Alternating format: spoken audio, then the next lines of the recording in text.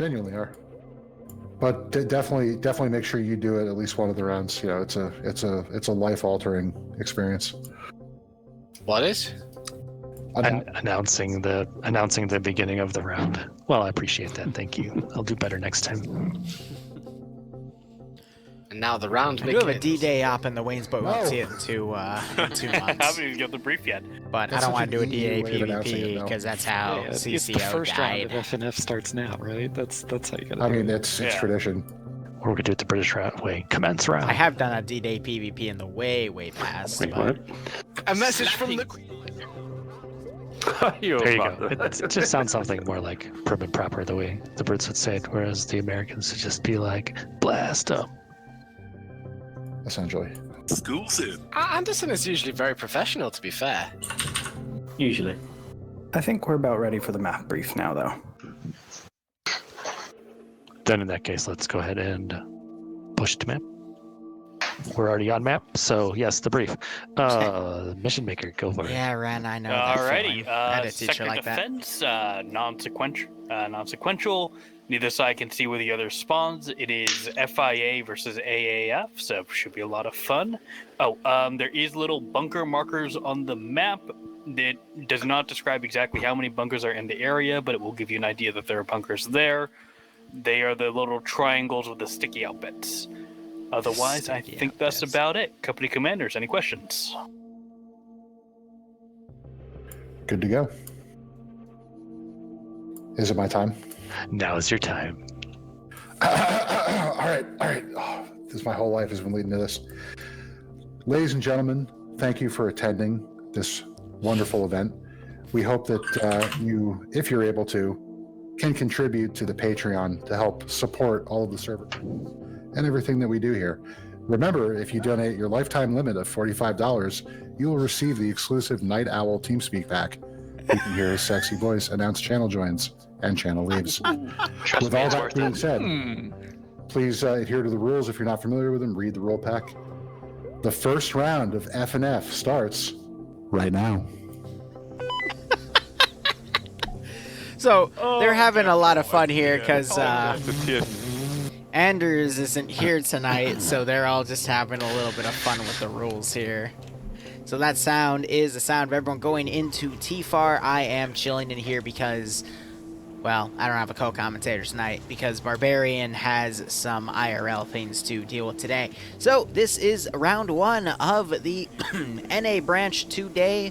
We'll be covering all 3 of these rounds and then going in to do some mission development for the weekend. And, well, I mean, we'll get there when we get there. That's okay, Azariah. I'm going to use this as an opportunity to listen to some people in the local chatter because I know players like to get a listen here. So FIA versus AAF. FIA are being the GREENFOR faction. They have a 20% numbers advantage, and they have 3 LMG Jeeps.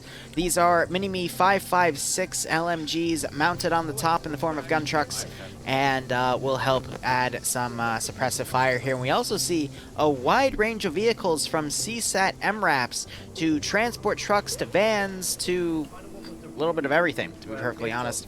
But otherwise, these guys also have chest rigs and body armor here. We're seeing Russian and Iranian weaponry from the 6.5 Kabita here, as well as PKMs and what I would assume to be PKPs. So commanding the GREENFOR force is Mountain, who we normally see in aircraft. Once in a while he puts his hat in for commanding factions here, and he is going to try to grace everyone's presence with round 1 of commanding Independence faction on, let's see, we had about 120 people in the server, so this would be, with a 20% advantage, about a 70 v 50.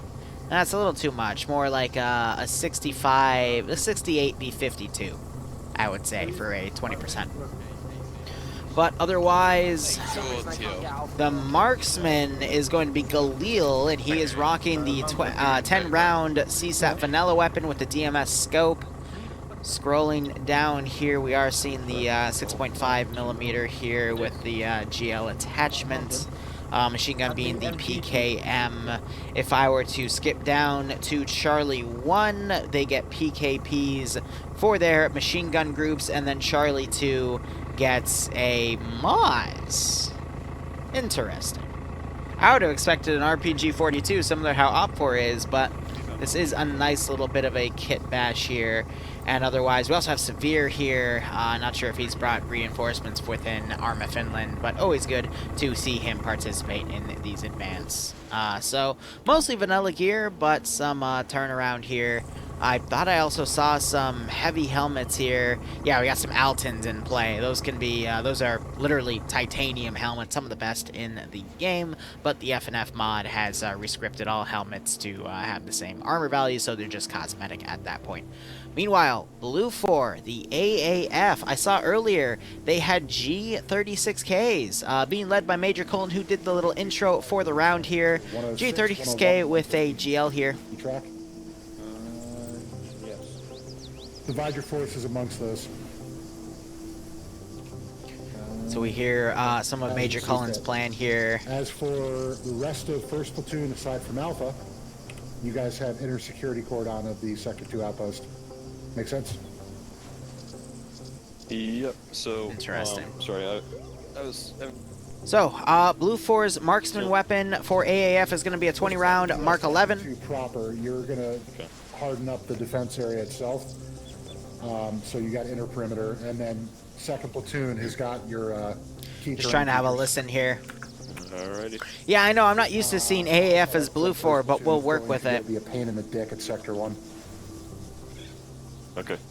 All right. They're talking about putting forces at Sector 1 and Sector 2. Piece of shit. They're abandoning 3, apparently, which is the one close by, because in terms of Major Cullen's words, it is a piece of shit. So that is entirely fair. They just have transport trucks here to work with, and otherwise, what do we have for BLUFOR's weapons? I'm seeing 240 Bravos. Interesting.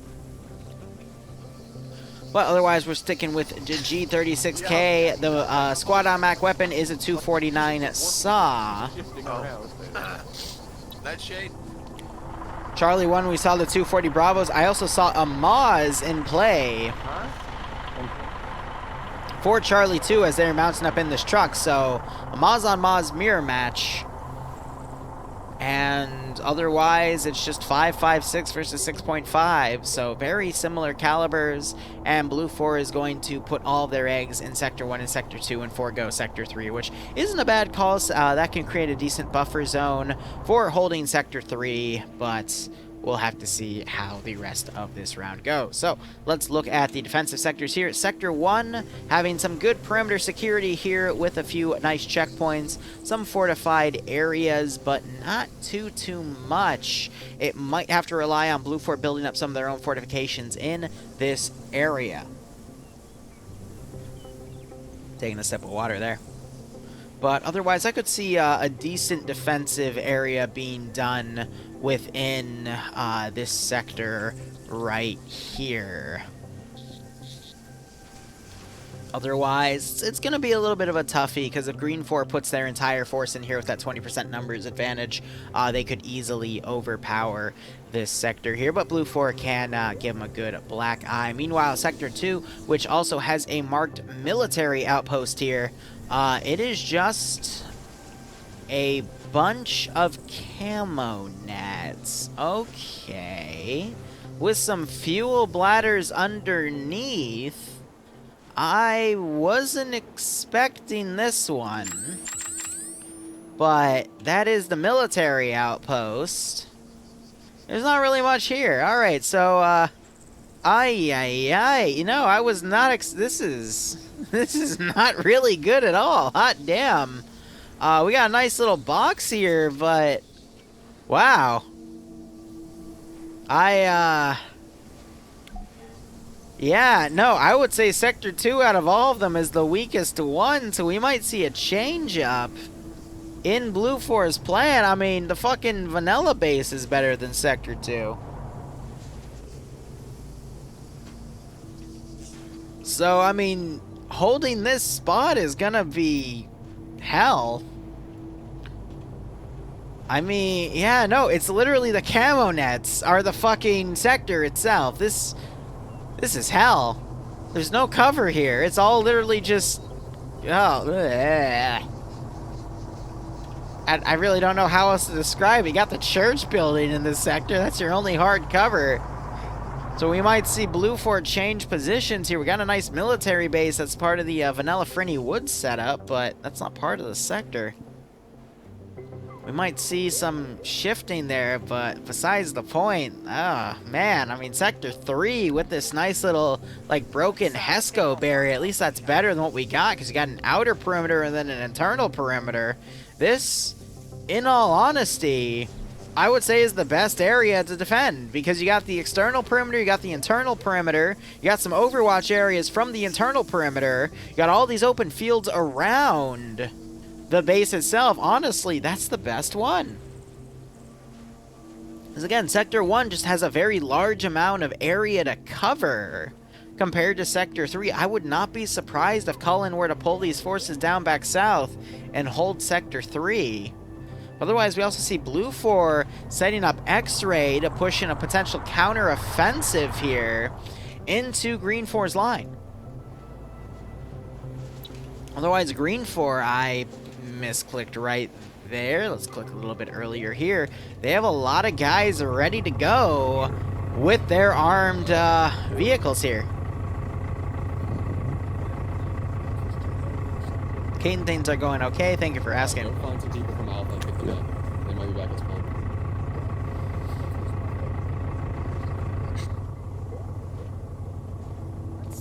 Yeah, no, I agree. Like, the military outpost marker is a bit of a false sense of security, but look at all the BLUFOR guys that are going to come up here and defend it.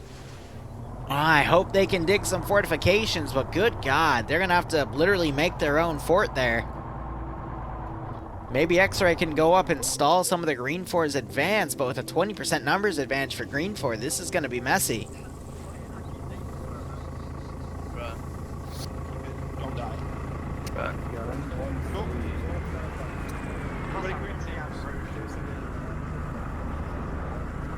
Base clear behind us. We're getting a fancy car. Yay! Someone draw the line for me. I don't know what to say here, man. I mean, GREENFOR, again, that numbers advantage will let them help pierce into these sectors, but I can see GREENFOR easily sweeping the southern side and then pushing north. Like, I don't know. Team was one more. How's my base building and op planning go? We'll look into it, Ren, after the rounds. I've got, we're gonna finish up some stuff, but BLUFOR doing their best to make Whack it. Like that. Make what they can here, but I think this is a trap. Got a nice line of trucks back here, but this is not an outpost. This is just like a concealed military position at best.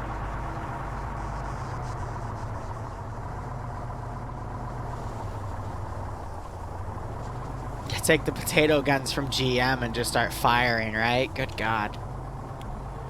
4 minutes remaining. Yes, this is PvP. Self-interact, control Windows key, and then gear selector. Okay. And the best two are the left two. I have a video about me not being able to shoot the potato gun. That thing's a piece of shit. X-Ray's reloading up in a hatchback, so they'll be able to get a lot of speed, though, off-road. That might be a little bit tough. I think it would have been better for them to take a CSAT MRAP here. So we would need smoke and all the fun stuff to make that push in. I say we just go straight into... We're seeing a few force splits here. GREENFOR is going to try to take the northern area based off of where these vehicles are going to go in terms of the routes, and then send some groups to the south as well. I'm betting we're going to see a pincer maneuver by GREENFOR here. Wonderful. Default, pick up this, please. That looks like it's working now. Good.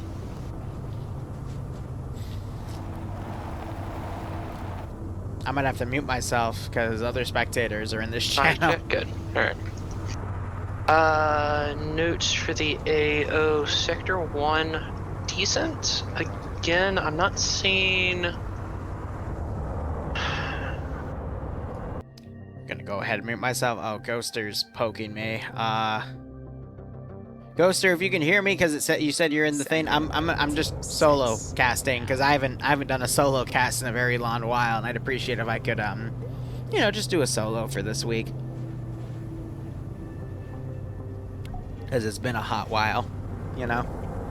Anyway, non-stop gamer guy, thanks for the tier 1 sub, my man. Hope you enjoying the operations. Hope you get a kick out of this PvP stream, and I hope you are staying safe on COVID. When's next pay for pain? It is TBA.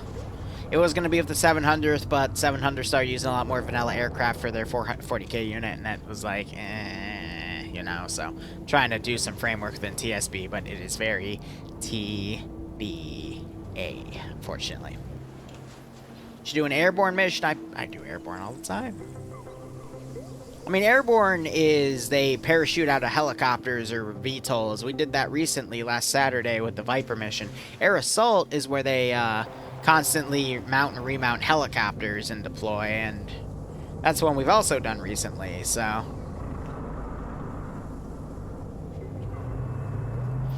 Don't get me wrong, we are due for another pay for pain. It's just I need to find the time because I'm too busy working on some other projects. And if you stick with me past round 3 of NA FNF tonight, I will show you some of them. I think you will like where they are going. But we'll get there when we get there. Alright, real quick, last note on the roster here. We got Major Cullen leading for BLUFOR. We've got Scandi Recon on BLUFOR here. Wheaton with 1ER, the home group for Friday Night Fights in BLUFOR as well. Sideways, Kane Vonk, Coda Clown, really good players here on BLUFOR as well. And some more 1ER guys. MSCoff, the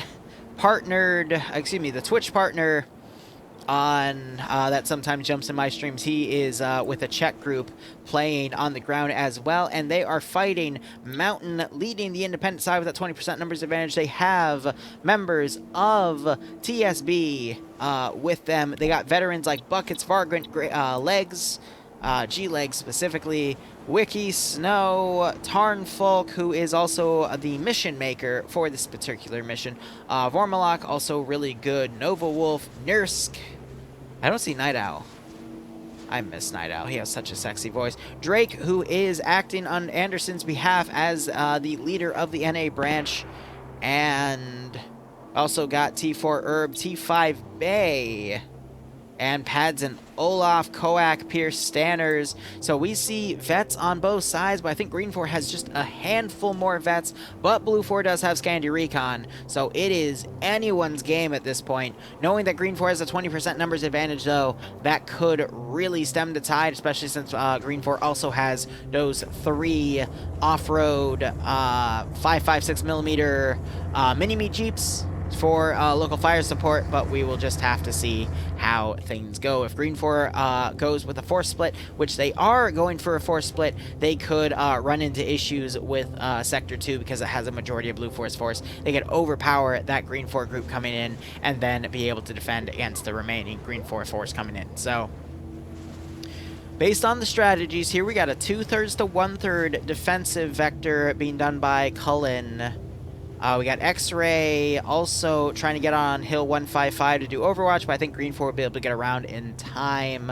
Usually when we see the 2 to 1/3 against a pincer maneuver by the attacking faction, the 2/3 to 1/3 maneuver wins, because the 1/3 is able to hold its own against its pincer, but the 2/3 is able to hold against the attacking pincer, the other pincer, excuse me, and then usually this force is greater than the remaining attacking force, or the attacking faction runs out of time. So we'll just have to see how things go at this point.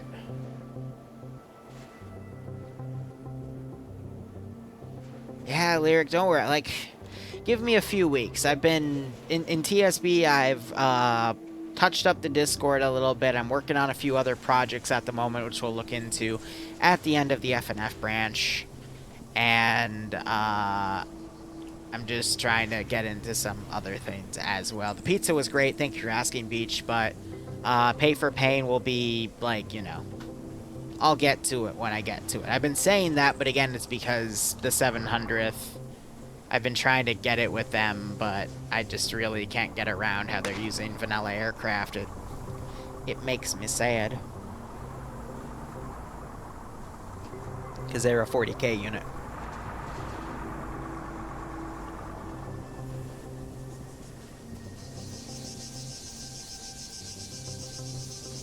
So we got a lot of GREENFOR forces coming on the northern side. But this is only a handful. This is about 12 most. And they're going to be fighting a massive BLUFOR garrison here.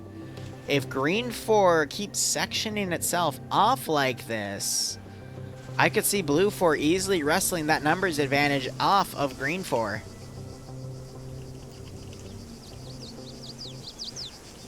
Right, Bonanock, welcome to your first stream. But Wise here, he's scouting out some GREENFOR forces in this area here. GREENFOR is focusing on trying to scout out the sectors themselves.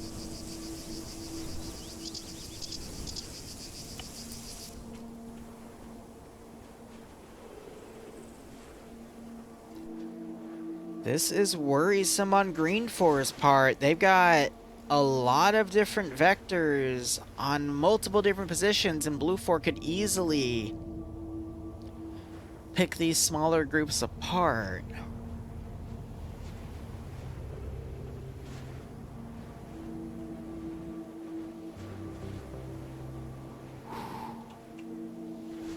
But can GREENFOR forces here, who do we have? We got Patriot, Paladin, Nurse, Cassie, War Dog, Gorski, Nova Wolf. We got a good handful of forces right here, admittedly, but will it be enough? As I say that, Coda gets the first kill, knocking people out with that 240 Bravo.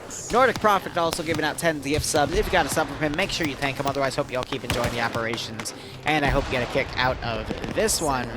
And Sergeant G, thank you so much for the tier 1 sub as well. Hope you keep enjoying the ops. Hope you stay safe on COVID, and I hope you get a kick out of this operation.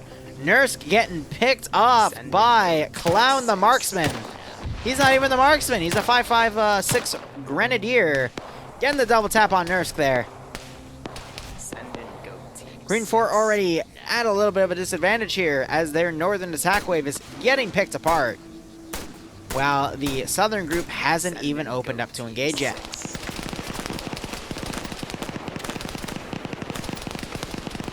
BLUFOR raining out with tracer fire here. Team 6. I'm looking for Coda, but I don't see any skulls, so I assume he pulled back. Yep, there he is right there. So BLUFOR getting 2 free kills early on. It's just, can they maintain that momentum and keep picking off GREENFOR?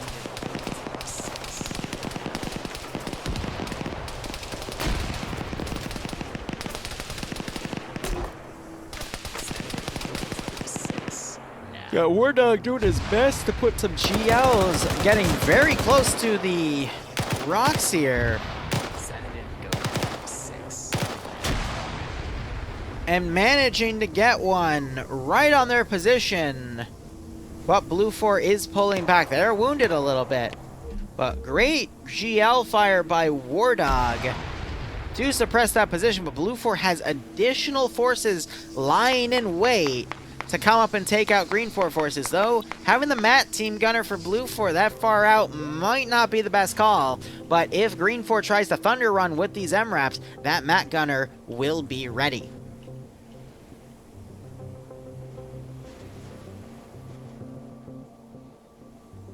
I don't know, Charlie SL and the Charlie Medic are dead. Those 2 free kills for BLUFOR to help wrestle that 20% number advantage away from Independent. And you still got X-Ray in the back line here that could try to get some pickoff kills, as we now have GREENFOR trying to engage from range into Sector 1 here. Sector 1 has a really nasty concave around it. Anything could go. You got GREENFOR's Command Vic driving up close to where BLUFOR is. If they were to be picked off early, that could be very devastating for GREENFOR. Righto, Lyric, thanks for dropping by.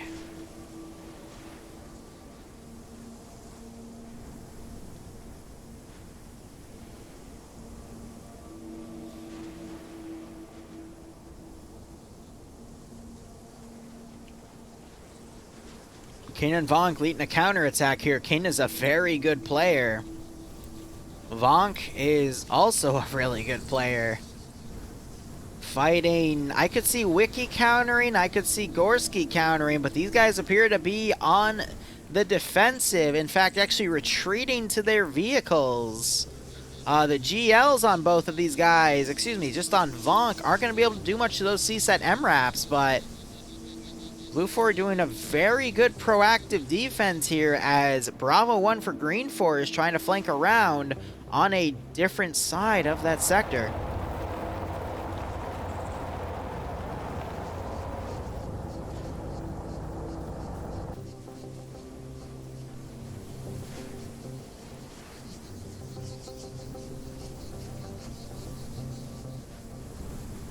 Vonk loading a GL.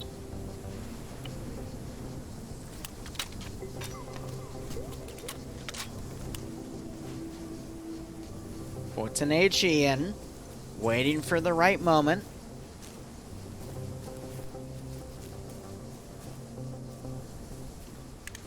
He does see Patriot's movement right there, so he quickly gets down. Patriot doesn't know that movement's happening up there. GREENFOR unaware that's going on, but Vonk and Clown start opening up. GL is just short. Now will GREENFOR quickly mount up and Vix and get out of here? Vonk taking a few rounds as GREENFOR trying to push away. Coda suppressing with that 7.62. But this MRAP getting itself stuck and quickly unwedges itself. AT comes in from the Maz, damaging the MRAP. That's the power of CSAT Engineering with Vanilla. It is able to tank that first round. Second round comes in by Legal Action. It is a miss. And GREENFOR repositions. So we have Nightshade, KIA as part of the other AO as GREENFOR makes their move on Sector 1. Well, we got Pads unconscious right here. Olaf might crawl over to try to do some medical. Nemesis gotten hit a few times, throwing some grenades over.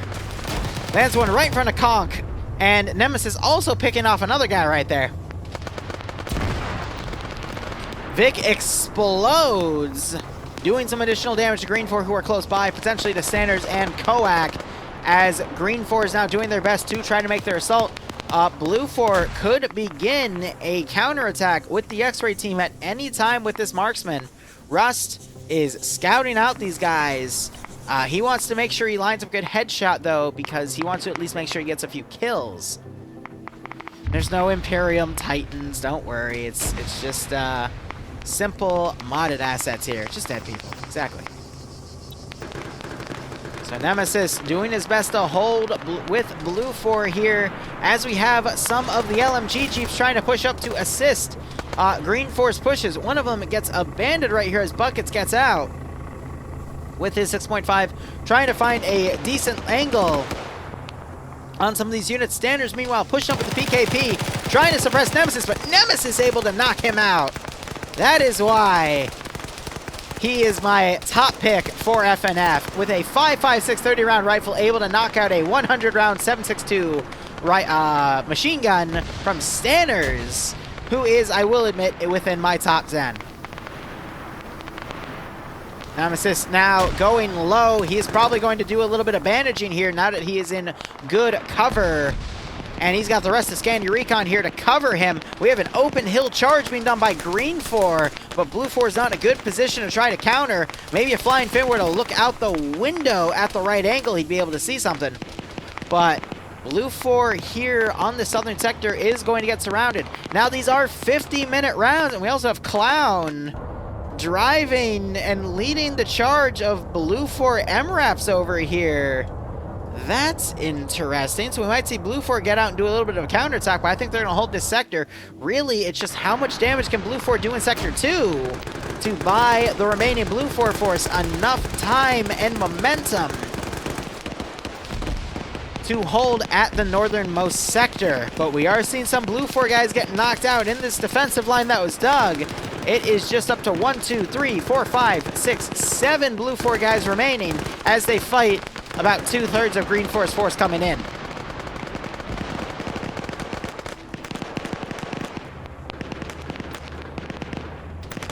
Squatch, I've done both. I don't have a favorite.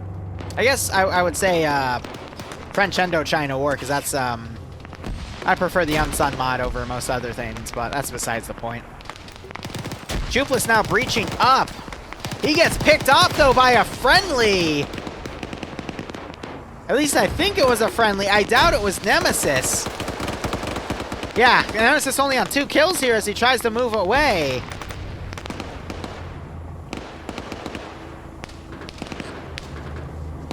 Now we got the rest of Scandi Recon trying to cover him.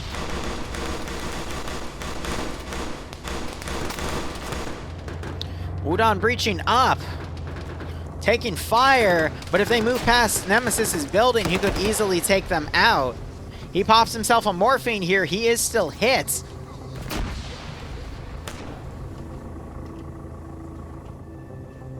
But Scandi is fighting for their lives, and there's still a lot of reserve forces that could push in. I'm not sure if X-Ray's been doing anything.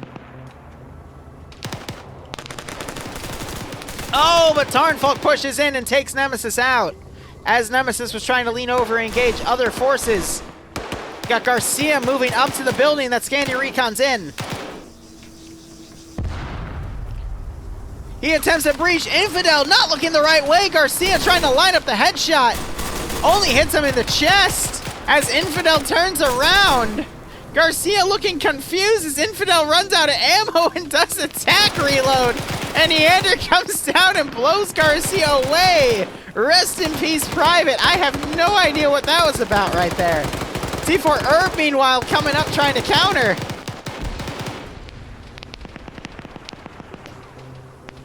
I don't know. Infidel trying to hit T4 Bay, T4 Herb and T5 Bay. Tarnful coming up to counter. As we have a squad of GREENFOR fighting a few BLUFOR. Infidel getting knocked out by Kernshaw. We also have Roberto and Carlson coming around where BLUFOR is trying to fortify here. Robertson going to be able to get the flanking shot on Warlords. Eander going down and Flying Finn also KIA. Carlson vaulting over. Woonie is scoped in, but he's not paying attention. Gets Magnum to the face. Warlords is none the wiser. And Robertson coming up to knock him out. And GREENFOR is cleaning house. Eander double taps, and now it is up to Green Shade to hold this sector. And then X-Ray has been doing jack shit. 4 people driving past. They stop, allowing Wise to try to get a few headshots in, but the fuck was that play? Green Shade, meanwhile, holding that doorway.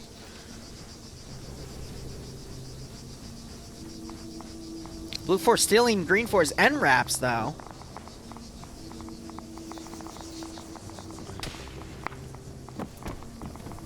GREENFOR doing a wide breach. Oh my god. I have no words for what the fuck I just witnessed, but GREENFOR just pretty much cleaned house on Sector 1 without taking too many casualties. BLUFOR stole a enemy truck and drove off. It's just Rust because apparently his 2 buddies are down. BLUFOR appears to be dropping the ball in a few areas. Rust is still the marksman, so he could flank around, but if GREENFOR regroups, I could actually see them winning this one. We got some skirmishes going out and about here between some BLUFOR elements that have dug trenches and some remnant GREENFOR from the original attack.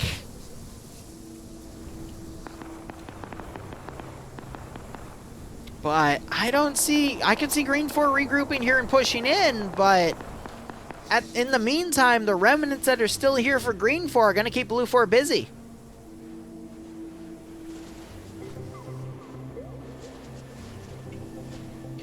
I mean, BLUFOR's dug a good amount of trenches here, but good God.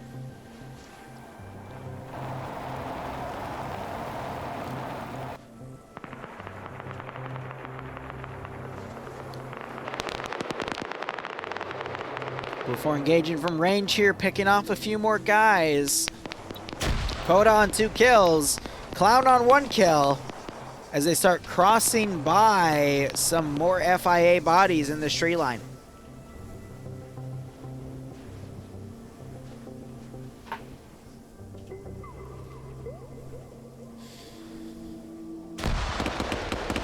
I don't know, 33-minute mark. There is still another 32 minutes in this round. Plenty of time for the GREENFOR FIA force to regroup.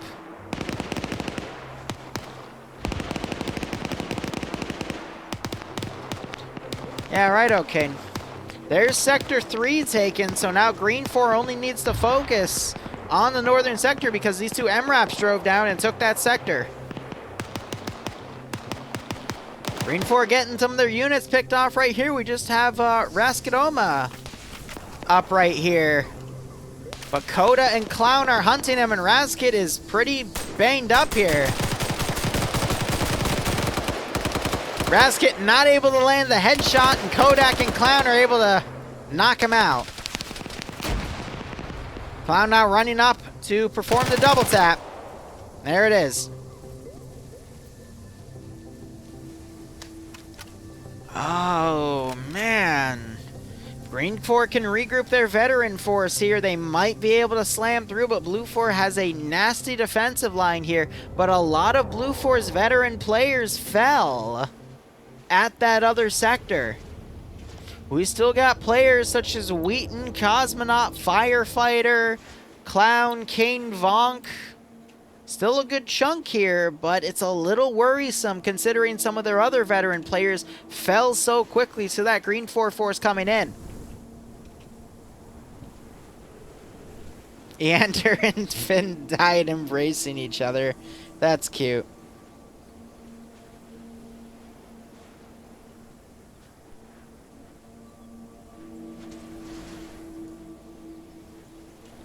I think we're going to have a few skirmishes on the outside here. We've got Yang and CF from TSB here. A little far apart. But just some GREENFOR forces on the outskirts. Some more GREENFOR coming up to this military complex area to scout it out.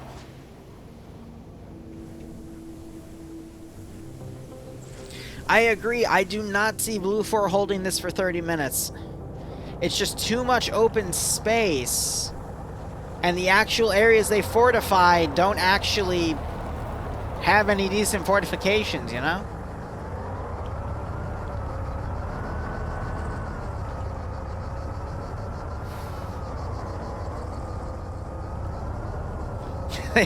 They've dug a command bunker for the fucking little church building. I love it.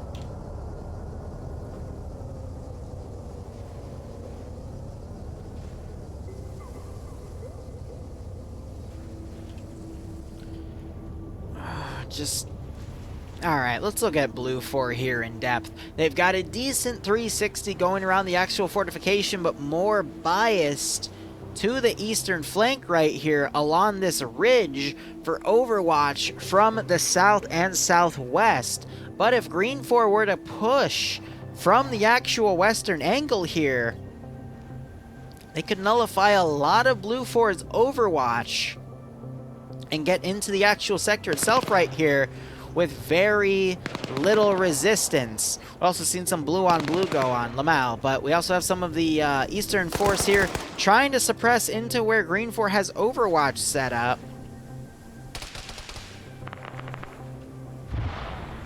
But either way, it looks like GREENFOR is actually going to try a southern attack, even though BLUFOR has the GREENFOR NRAP stolen and could push up on them. It's tough.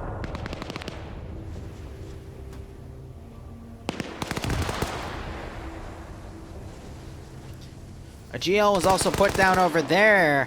I'm not sure if Porter noticed that the 3 GREENFOR guys were in here as they await backup.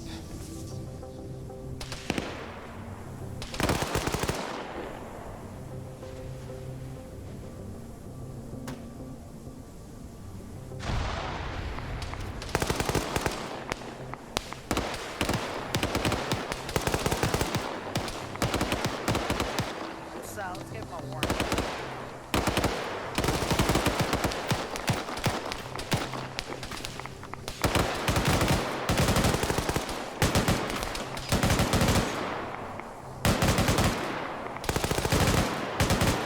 Ooh, getting hit with a wave of fatigue there. Pickle's doing his best to fire over, but he actually manages to get picked off himself.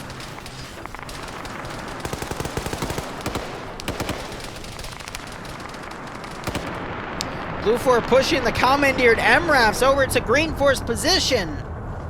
Will GREENFOR fall for it?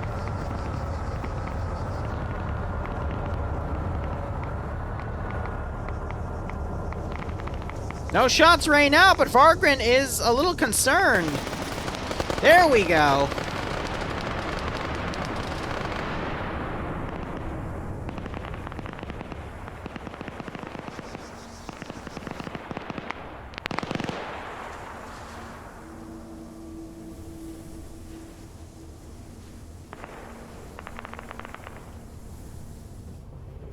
I don't know.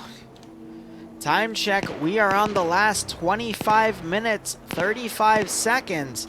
BLUFOR coming back around with those stolen MRAPs. Are they gonna do a dismount? Vonk trying to do a dismount, but he gets run over. And now the group gets out. Vonk gets double tapped. Sideways flanking around inside the building here. Vargren runs out of ammo, switches to a secondary.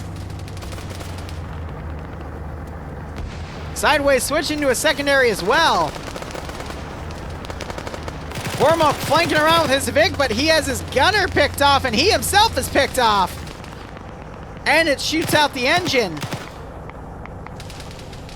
Holy crap, did BLUFOR actually get away with that? And there's only Volk died. Incredible.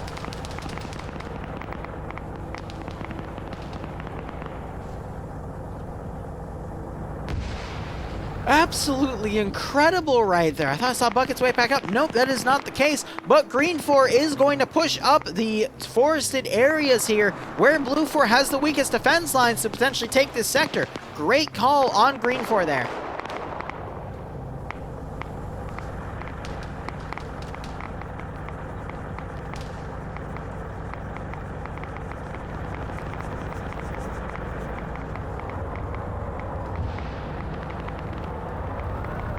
You gotta remember, vanilla MRAPs in any form of Arma 3, be it the CSAT MRAPs, the Striders from AAF, or the vanilla NATO BLUFOR ones, can just tank a shit ton of damage. Look at the amount of GREENFOR numbers we have right here to the amount of BLUFOR numbers. It's looking pretty even. And we still have stragglers on GREENFOR side distracting elements of BLUFOR on other areas here. It could go either way, but if BLUFOR is managed to pull a few more maneuvers like that, this could definitely turn. Hold on. X-ray coming up. That is CF coming up on someone and taking him out. Dreek is none the wiser, though. So, CF, I call him Potato, because that was his name before he changed to Potato CF. switching to an AAF gun to confuse weapon PID, so he's going to grab a G36K. Very smart on him. And now he is going to confuse BLUFOR weapon PID and be able to pick people off. He just saw Thorn, and Thorn went guns up.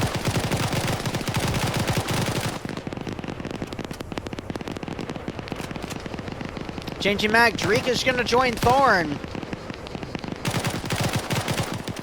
Grenade went out, but now Dreek is getting engaged from a different angle. Potato was on 2v1 right there. Firefighter just got launched in the sky and came back down. Now Thorn's gonna run up and make sure that everything's clear. It's not just an additional dude. But GREENFOR is making their presence known along this angle. And the final fight begins.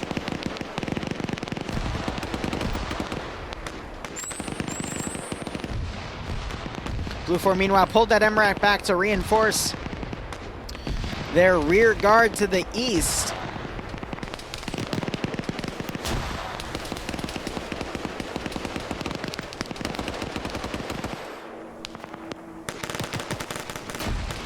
But GREENFOR's making a major push.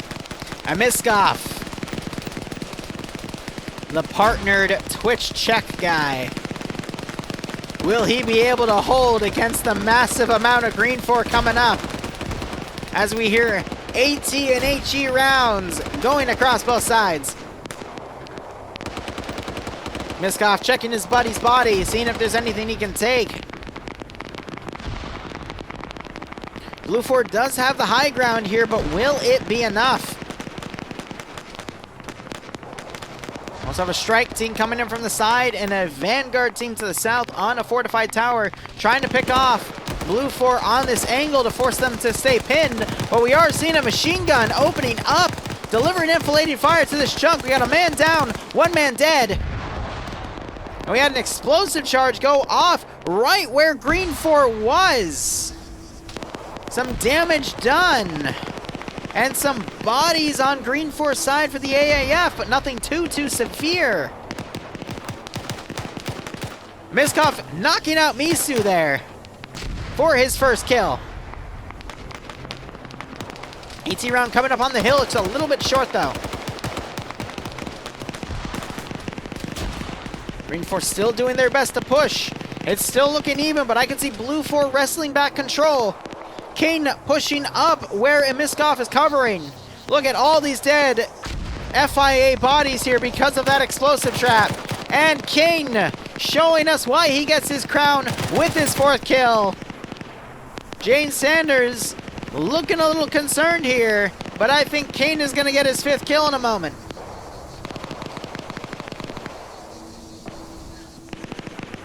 Jane coming around, putting his head over. Kane noticed. He gets up. Kane in a one-on-one firefight. King gets his 5th kill. And King quickly going prone, but he gets knocked out by Nuclear Moose. And double tapped by the Nuclear Moose himself. I don't know, with that little bounce, that power transition with those explosive charges there. I mean, they speak from themselves. Look at the amount of FIA bodies right here. That's 4. That might have been just enough for BLUFOR to maintain the power advantage here with numbers. GREENFOR still has the numbers advantage, but they don't have all of those numbers coming into this firefight. And they might get whittled down too much to be able to win. You got Cheese pushing up. Warwick is covering that angle, though. I think Warwick might have spotted him. Warwick spots Cheese as he crawls out. Cheese trying to adjust, but Cheese is able to get the shot lined up and take out Warwick. Cheese taking a few shots. He'll be able to bandage, though. Takes a few shots from Tekkit, though. And Tekkit is able to knock him out. Tekkit on 3 kills. Cheese will have been his 4th.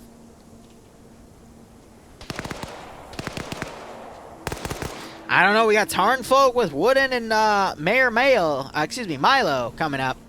They could outflank this one position and do some significant damage, but right now the balance of power is starting to lean to BLUFOR here. It's going to be close. Really, it's just going to rely on these last few groups of PvP to see who can wrestle the advantage away, and if GREENFOR command team is going to stay in this tower. They got an MRAP and a car to move up with, but if they let all their other forces get exhausted and BLUFOR still has a numbers advantage, it's going to look more and more to BLUFOR to win.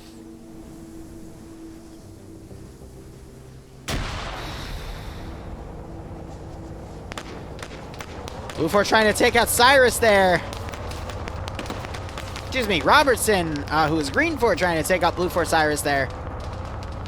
Got some shots raining from that tower, trying to keep this BLUFOR group pinned to give Tarnfolk's small team the ability to come up. I hope there's no blue on blue. Pads going over in the open, pointing out to his buddies where BLUFOR is. Got some BLUFOR doing some flanking shots from Major Cullen's group. That is BLUFOR command right there. Oh, but we might see a little bit of a nasty flanking action here. Tarnfolk is a really good player, and he can line up headshots very quickly if you let him. But only if he sees the players, and they do not see the players. Wooden doesn't see the 4 guys to his right. That's 3. My bad. I can't count. Instead, they're going to go for the few down here. Hold up. Wooden heard the gunshots.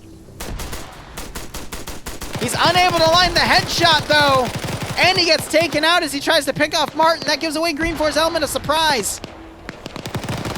Milo backing away, trying to get the machine gun on McSwagger. Gets him. Martin, the server dev, also going down to Milo as Tarnfolk is now pushing up. He could get some headshot kills on these 3 prone guys bandaging. Gets the kill on that guy. Focus on Concourse. Pill goes, turning around, nailing him with that 240 Bravo. I don't think it was enough for GREENFOR, but it's still neck and neck here. Got Robertson just getting a pickoff kill on a BLUFOR member there. He's now going to pull back on his second kill. Oh, GREENFOR sending up more forces here. This is 5, 6, 7 GREENFOR members coming up. That might be just enough to stem the tide. But will BLUFOR pick off the remaining independent guys and then be able to deal with that force in time? We just had Cyrus pick off some dude. Olaf picking off Pickles, though, who saved Pads as he is still crawling up slowly. Patriot coming up, dropping a shit ton of smoke. Who has that AT?